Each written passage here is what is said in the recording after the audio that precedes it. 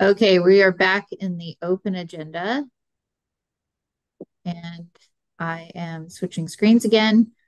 All right, so could I have someone please move number 4, the consent agenda? Moved. Moved by Director Richmond, seconded by Director Pettengill. Uh, any opposed? Motion carries. Is there any business arising from the minutes? I see none. Let's move along to 6.1.1, which is an information report regarding the 2024 draft budget notes meeting for PVIS services. We have Suzanne here.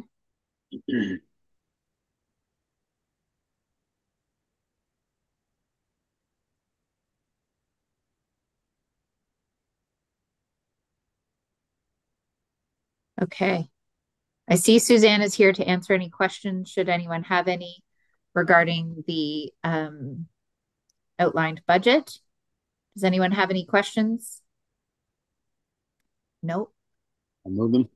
Moved by Director Richmond, seconded by Director Mack. Comments? Okay. Are there any opposed? Motion carries.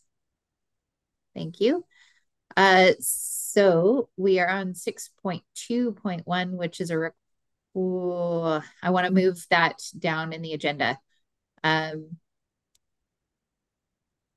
Okay, Angela, we're gonna hold off on the TUP for area D, if that's okay, unless it's time sensitive. I think we can handle 6.2.2, which is the public hearing waiver for Blackcomb snowmobiles. I know Tony's not here, but everyone comfortable with that? That we not waive it.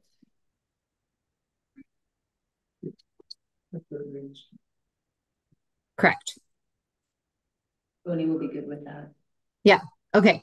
So the motion is that we do not waive the public hearing for the bylaw and proceed with the first reading and referrals to First Nations and provincial government agencies and stakeholders.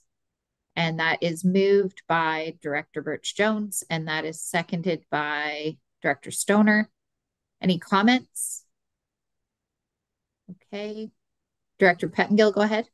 Yeah, I just want to highlight, and I'm happy to support the resolution, but a couple things that jumped out at me that I'll have questions about as this move forward is one, expanding into more heli access, given just where we are in terms of climate change and all those things. I'm a bit hesitant about that. And then I see the last endorsement from Squamish Nation was 2017, and so much has changed. So I probably really want to make sure that Squamish Nation still had the same perspective. Yeah, great. Great point. Thank you very much. Any other comments from anyone else? Seeing none, I will call the question. Are there any opposed? Motion carries. Thank you.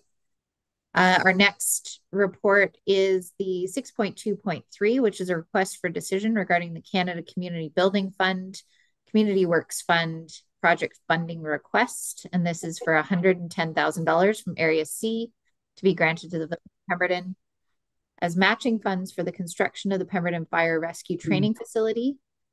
And as laid out in the report, would someone like to move this? I'll move that. Moved by Director Mack, seconded by Second. Director Richmond. Comments? Seeing none, I'll call the question. Any opposed? Motion carries. Thank you. And there's a 6.2.4, which is an information report regarding the electoral area directors draft budgets as laid out in the package. Would someone like to move that? So moved. Moved by Director Birch Jones, seconded by Director Mack. Comments?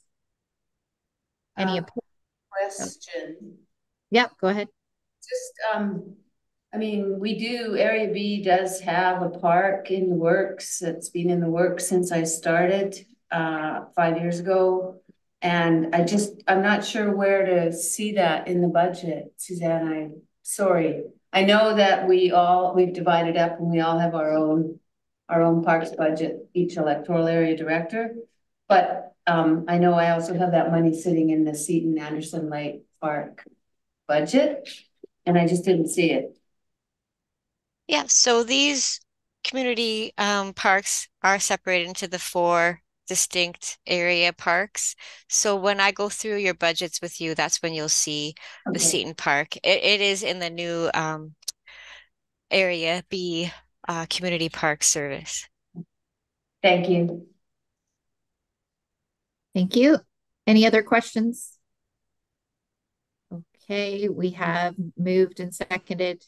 I'll call the question. Are there any opposed? Motion carries. All right, bylaws at 7.1.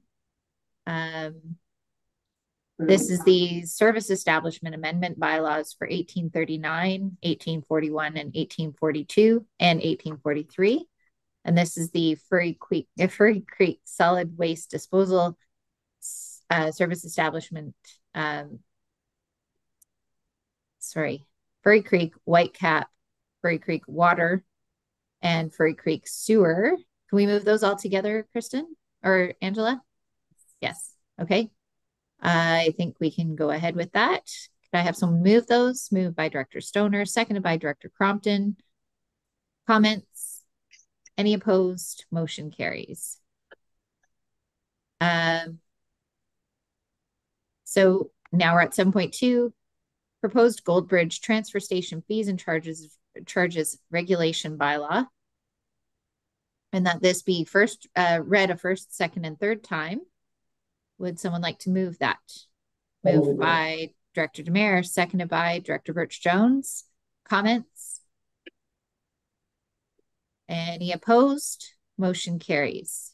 And that said bylaw be adopted. Moved by Director Demare, seconded by Director Stoner. Any opposed? Motion carries.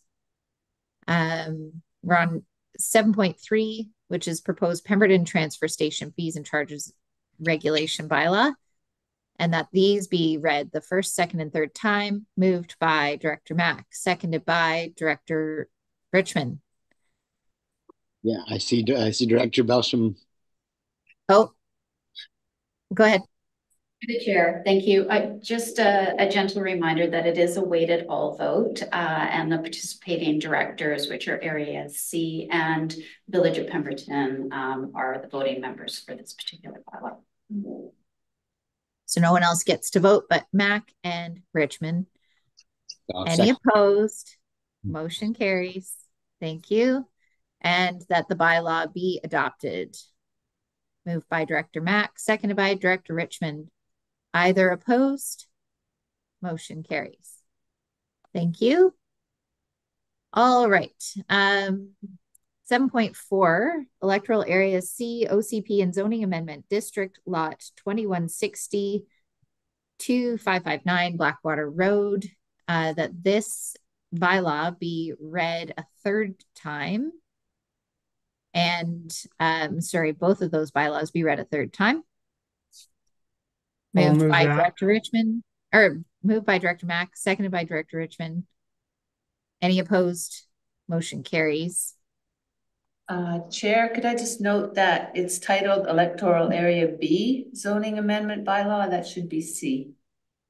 Oh, I'm looking at the most recent and it has Area C in my agenda. Good show. Thank you. All good. Thank you for that catch. Okay, so we're now on the next, which is that that these bylaws be referred to Ministry of Transportation and Infrastructure for approval prior to adoption of the bylaw. Can I have someone move that? Moved by Director Mack, seconded by Director Crompton. Comments? Any opposed? Motion carries. And that cash funds in the amount of $15,000 per the SLRD Community Amenities Contribution Policy be submitted to the SLRD prior to adoption of the bylaw. Moved by Director Mack, seconded by Director Crompton. Comments? Any opposed? Motion carries. Thank you. 7.5. Stop me if I'm moving too fast. I can only see so many hands at once. Our next request for decision is a zoning amendment bylaw 1752 regarding electoral area B agricultural zoning updates. And this is that they be read a third time as amended. And I bet you we have Miss Mackay.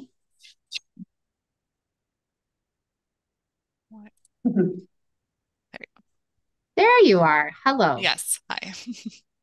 We're on 7.5, and I'll turn it over to you to give us a quick highlight. Sure. Yeah.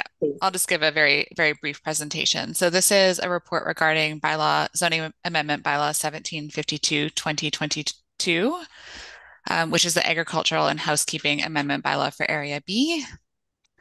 We had a public hearing for this bylaw on January 18th with 5 members of the public in attendance. And there's been a very minor amendment since this bylaw was last before the board for consideration of second reading, and that's regarding gross floor area provisions for patios. Specifically, we had some public comments around expressing basically concern and a lack of support for provisions that were going to limit the size of unenclosed patios at grade. And so what we did is we spoke to this at the public hearing, and we've just taken those provisions out of the bylaw. So the bylaw has now been amended and is ready for consideration of third reading and referral to MOTI for approval before it comes back for consideration of adoption. And I'm happy to answer any questions. Thank you. Thank you. Questions from anyone? I don't see any. So go ahead, Director Stoner. Yeah, just briefly, this is something that was new and arising and didn't come up the first time around in the updates. Is that correct? That's, sorry, through the chair. Yes, that is correct. The gross floor area provisions are new provisions that we were planning to incorporate into the bylaw. So it's not something that is in the existing bylaw that's in force. Thank you. Thanks. Awesome. Thank you. Okay, so could I ask someone to move the third reading as amended? Moved by Director Birch Jones, seconded by Director Mack. Comments? Are there any opposed? Motion carries. And then that the bylaws be sent to Ministry of Transportation and Infrastructure for their approval prior to adoption of the bylaw. Moved by Director Birch Jones, seconded by Director Mack. Comments? Are there any opposed? Motion carries. Thank you very much. We are at 8.1. Over to Deputy CAO for verbal update. Thank you, Chair. Nothing today. Nothing today. Thank you. All right. And we are at 8.2. I think we have, who do we have coming in on this? Claire. Awesome.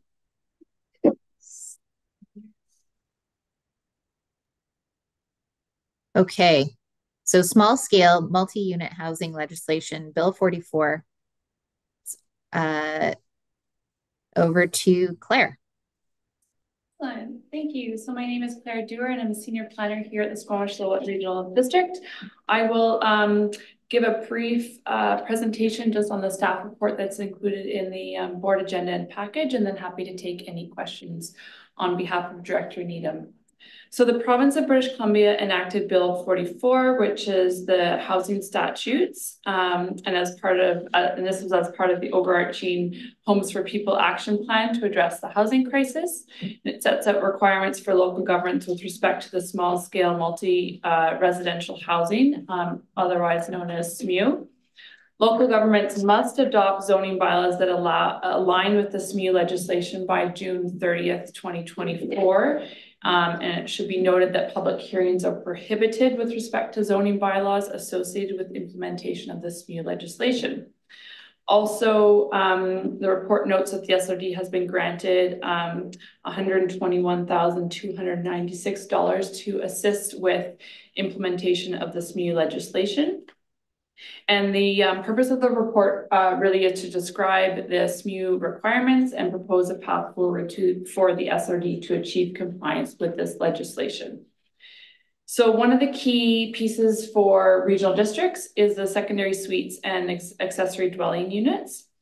I'm not going to go through all of the details here in the report, but the main requirement is that all areas within the SLRD electoral areas must either provide for a secondary suite or an accessory dwelling unit, or both. And a caveat there is that only secondary suites and not accessory dwelling units should be permitted on properties less than 1 hectare in size that are not serviced by sewer systems operated by a local government.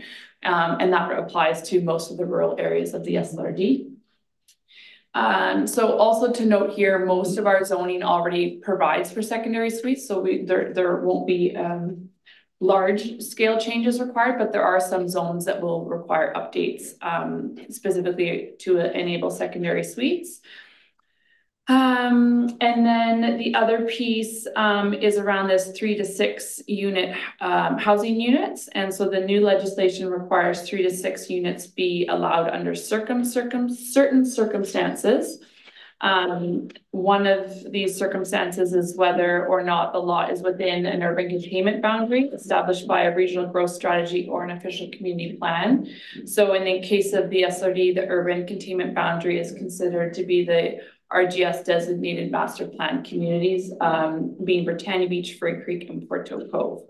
And then there's also the lot size requirements that are under 4,050 meters squared, and whether the lot is serviced by water and sewer systems. So key implementation considerations here will be to update residential zones in the master plan communities to allow 3 to 4 units.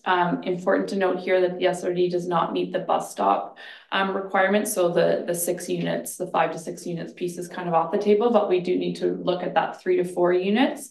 And then the other important piece here is where servicing permits. And we already know that there is not adequate servicing in Britannia North to allow any additional units. And we'll be investigating further about servicing in the other master plan communities. The report also notes, you know, and this I can get into when we look at the proposed actions, but there are site standards that will be implemented through our zoning amendment changes specific to setbacks and whatnot, and height regulations, and for the most part, the SLRD staff are suggesting that we align with the site standard package that the province has put forward in their policy manuals. So I think maybe I'll leave it there, because those are kind of the 2 key pieces that regional districts will be, the SLRD in particular, will be looking at implementing, being the secondary suites and auxiliary dwelling units, and the 3 to 6, really 3 to 4 units.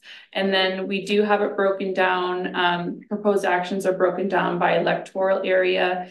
And the proposed approach is that this will all be taken care of in-house, with each of our planning staff working on one of the zoning amendment bylaws.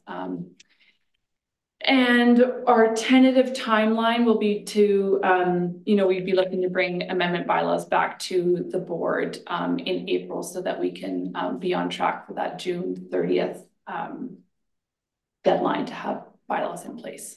And I'll leave it there, and happy to take any specific questions from the board that may pertain to specific areas or just broadly around the housing legislation in general. Awesome. Thank you. There was a lot of concern about what we didn't know. And so that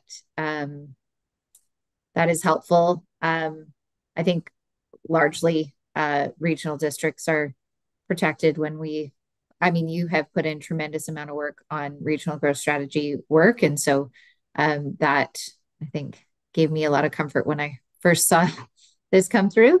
I will go to who's in the room. Angela with a question. Director Demare. Okay, Director Demare, go ahead. Thank you, Ms. Stewart, for the report.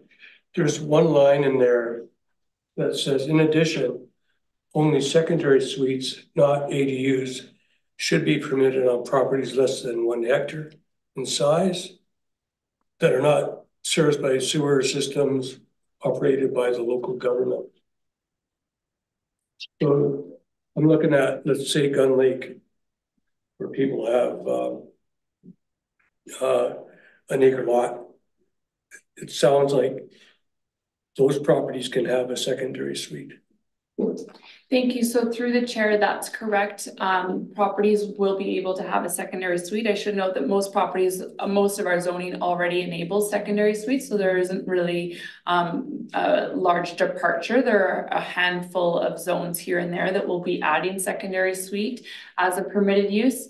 The accessory dwelling unit will only be added to zones or areas that are over 1 hectare in size. And we also already allow for that in most of our zones. We've aligned our zone with the Vancouver and Interior Health guidelines around drinking water, which has set that 1 hectare minimum parcel size for allowing a second residence or a cottage or an accessory dwelling unit. So that piece is all pretty standard in the SRD already, but that is correct. Secondary suites will be allowed for properties under 1 hectare in size, and then there is the consideration for an accessory dwelling unit for properties larger than 1 hectare.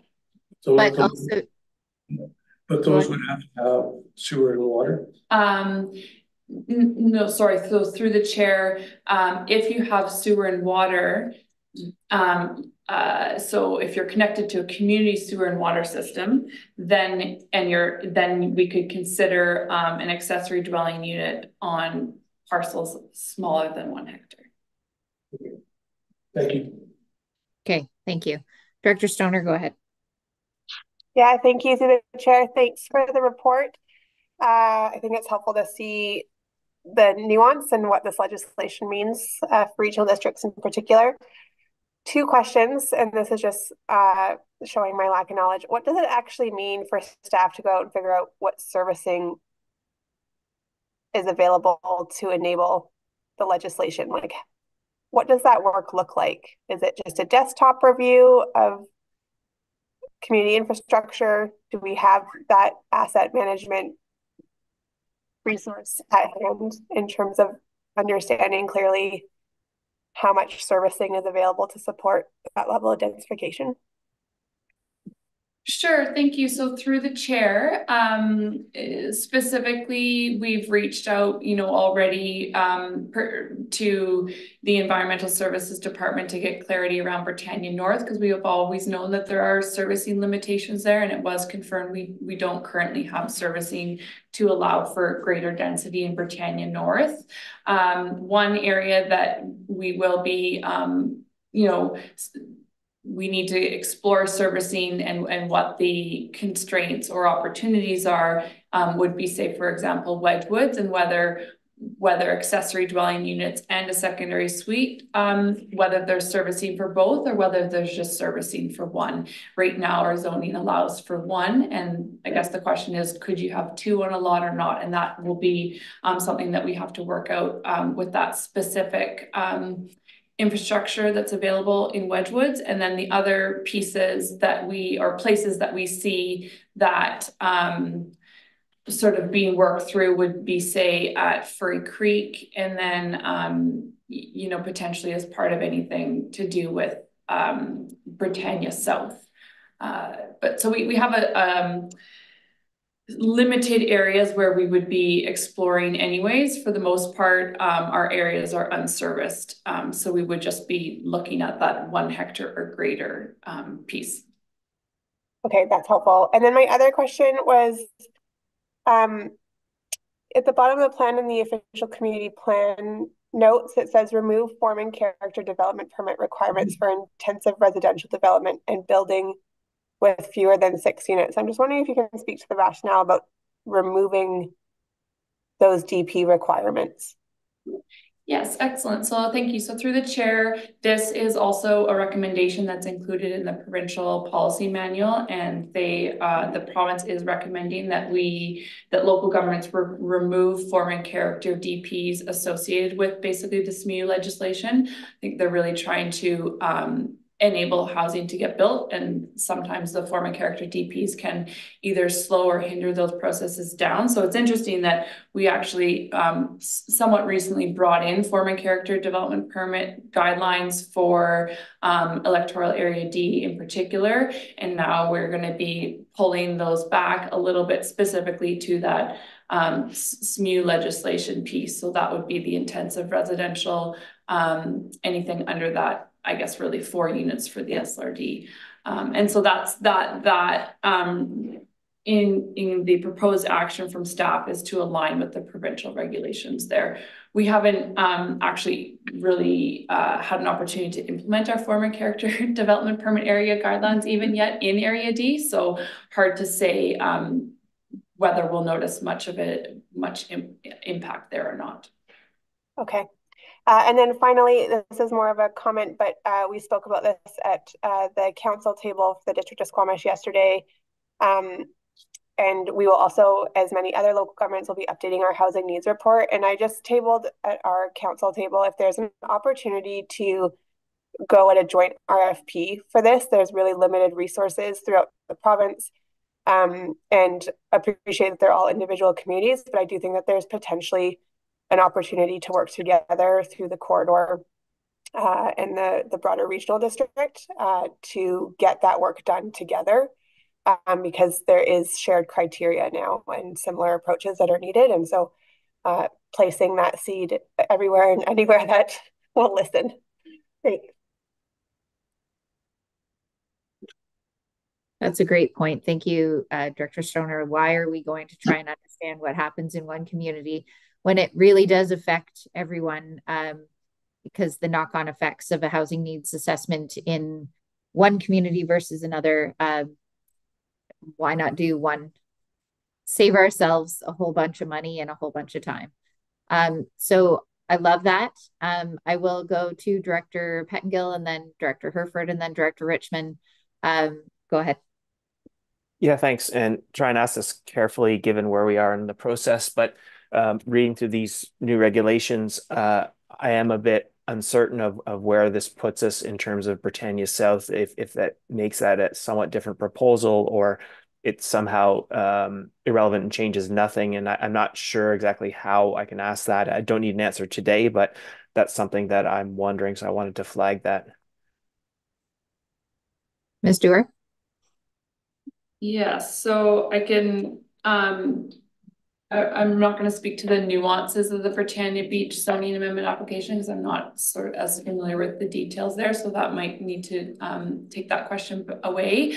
But I think generally the province has given guidelines around how to address in-stream applications. And I think it's really up to the proponent whether they want to continue with their application as is or wait and reapply basically when the new legislation is in place. I can speak to Furry Creek. We already, the zoning that we, and I say that only because I think it's a sort of a similar approach that's been used in Britannia South, is that our zoning already allowed for a fair bit of flexibility in terms of, you know, you can have a single family dwelling or up to, you know, a fourplex in much of the zones. And so that has been an approach that we've been implementing in Howe Sound East in general, so that there may not be much of a departure at Britannia South, but I wouldn't want to speak to the specifics of the actual zoning amendment. Okay, Director Herford.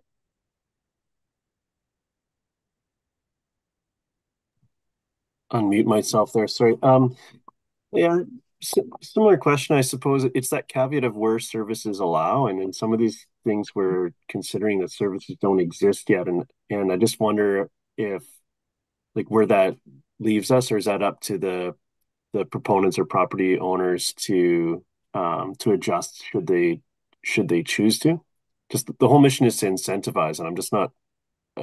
Yeah, it's a strange place. So kind of along the lines of Director Pettingill's questions there on that servicing piece or design of servicing for areas that have yet to be developed but have zoning. Like how does that sit, and how do we do that assessment? Which kind of ties to Director Stoner's question. And maybe this will be coming back to us, but there's so many moving pieces here. I'm not trying to figure it all. Yes, so thank you. So through the chair, for example, in Furry Creek, there is servicing already in place, and it is, matches the current development that's proposed under the C3 zone, and also what's already been existing and built.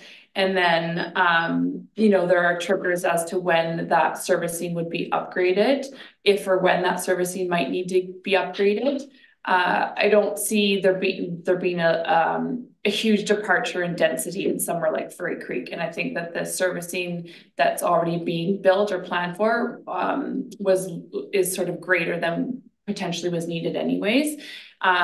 In somewhere on the flip side, if we look at somewhere like Black Tusk or Pinecrest, they have very limited servicing, and we won't be seeing any additional density there except potentially secondary suites, but their strata rules are already not going to allow it. So it's like we have to enable it under our zoning, but their strata regulations are going to be more limiting than our zoning. But we're not going to see any additional density because those systems are already sort of at their max. So where we have new development and new systems coming on, there may be opportunity for some additional SMU housing, for lack of a better way of framing it. I think one area that we're exploring still is Wedgwoods, because we have known there has been, it is perceived that there is excess capacity there. We don't really know how much, and that may allow for some more of the accessory dwelling units, or it may not. So I think those are maybe the three spectrums we're looking at, where we have the master plan communities, these really small systems that are we're not going to be seeing additional density there. And then we have some of these sort of other areas that a couple areas that we'll have to explore further.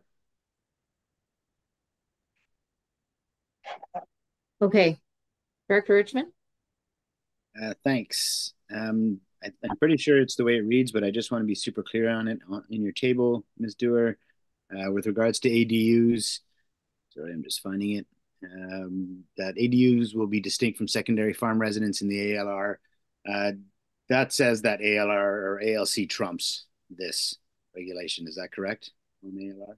Yes, thank you, sir. Through the chair, that is correct. So the ALR use regulation will trump any of the SMU legislation, and the size parameters will still be in place around the 90 meters squared or the 186, depending on the size of property in the ALR. And there will also still be those requirements for farm class where those apply. Awesome, thank you. And if staff is looking for direction in terms of the next draft, in my mind, in terms of Area C, with regards to whether we should allow for an ADU or a suite or both, to me, to meet housing needs, I resist being too restrictive on it and make it more of a property by property sort of approach. Thank you. Good point.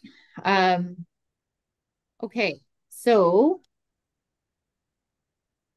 I think what we are being asked to do at this time is to approve the proposed approach, direct staff to bring back these amendments as reflected, and then to use the $121,000 that we've been given to do this work, to hire a consultant. Is everyone clear on those recommendations in the resolution?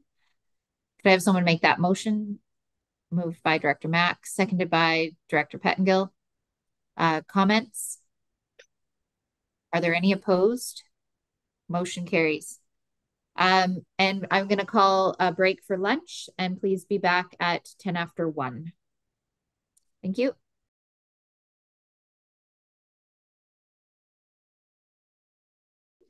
Okay, we're in open. Everyone on screen, hi. We are back in the open agenda. And we completed item 8.2. Correct. We're good. Okay. We are varying the agenda because there are time-sensitive items on the agenda that we would like to manage before we get farther down the list. So we are, with the approval of the board, going to move to 10.4 because this is time-sensitive. The deadline is today, and we would like to give staff at least 5 minutes to do the work before the end of the day. So, anyone seriously opposed to moving ahead to 10.4 in the agenda? Let's move that we go to 10.4 in the agenda. Okay. So let's do that now. And I believe this is Director Pettengill's resolution. Would you like to speak to it, Director Pettengill? Thank you. Sure, thanks. This just comes out from speaking to a constituent having some challenges with ALR land and interactions with other properties. And one of the things we thought we might do is have a look where the legislation might be improved. So this is a resolution to ask the province to look at tightening up some of the events related rules. I also spoke to a colleague on the from the Lower Mainland Local Government Association board who has a farm out in Chilliwack to get his perspective and what they're doing. And sort of talked a bit about where there's tools and where there's gaps. So I didn't want to be too prescriptive on what the solutions would be, but did try and provide the province with some examples of some things they could look at. Okay. And I think that was sent this morning, the resolution, for folks that aren't sure what I'm talking about. Yeah, it's in your email. Everybody received it in their email this morning. 8:49 a.m. from Angela, looks like. Okay, so with that, are there any questions from anyone? Go ahead. Just a comment. I totally understand and I agree with your sentiments. This is not a problem in Area B, but the way it's worded, this can be tailored to different areas depending on what the wishes of that constituency group is. So I support this, Chris, and I understand what you're trying to communicate. It's a good idea. Yeah, thanks. And to be clear, it's not suggesting the removal of events. It recognizes the importance of them. It just wants to tighten up the regulations a bit so they don't interfere with farming. They're meant to help farming, and we want to improve that. Okay. I'm not sure about the wording in the last paragraph, talking about having minimal negative impacts on neighbouring farms. Not necessarily farms, it's just on the neighbourhood as a whole. Right. You know, whether the person's a farmer or not. Yeah, that's more of the background information, doesn't really form the resolution. Okay. So I didn't say, I've been just seeing this stuff. Yeah, totally, that's fine. You were driving when the email came to your inbox, so I don't expect that you would have had a chance to read it. But with that, okay, I will, oh, go ahead, Director Herford. Thank you. That wording's actually in the therefore be it resolved piece. So I think that adjacent properties or something would be a Neighbors. not about neighbors, but just negative impacts. I do think that part does need to be. That's the important bit. It's not in the backgrounder. And I agree. It should be adjusted to recognize as many variables as we can. I'm going to go back to looking right at it to see if I can come up with a suggestion. I just wanted to flag that. So why not change to neighboring properties? Then it doesn't distinguish farms versus. Yeah. Okay, so is that fine with you, Director Pettengill, as your resolution to be a friendly amendment from neighboring farms to neighboring properties? Yeah, I'm supportive of that. Looking at this from the view of, you know, Upper Squamish Valley and that particular group of properties. So I don't know if Chris is referring to other places as well. I think it's general. General, yes. Yeah. Okay, so with that, can we support this resolution being forwarded on to the Lower Mainland Local Government Association? Yep. Moved by Director Pettengill, seconded by Director Rainbow. Any further comments? I see none. Are there any opposed? Motion carries. Thank you, Director Pettengill. Go ahead. Chair, we've got the same issue with 8.6 because it has to be submitted to the yes. Tomorrow, but we'll get to it. Okay. We'll definitely get to it. I have 10 minutes to do End of day. But thanks for flagging that. So with that, let's bounce back in the agenda. Okay. Okay. Could I have someone please move that we close this meeting under section 90, many parts of the section 90. Moved by Director Rainbow, seconded by Director Birch Jones. Are there any opposed? Motion carries. Take a couple minutes